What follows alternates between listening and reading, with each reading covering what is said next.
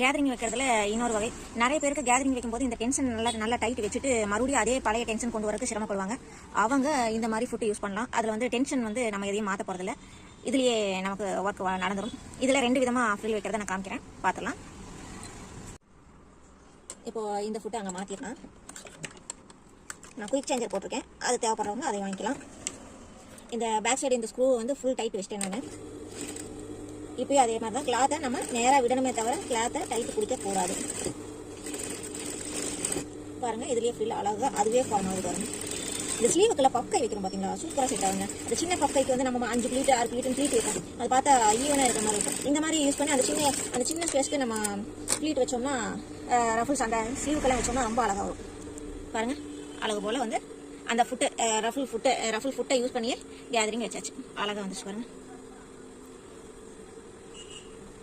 அவ்வளோதான்.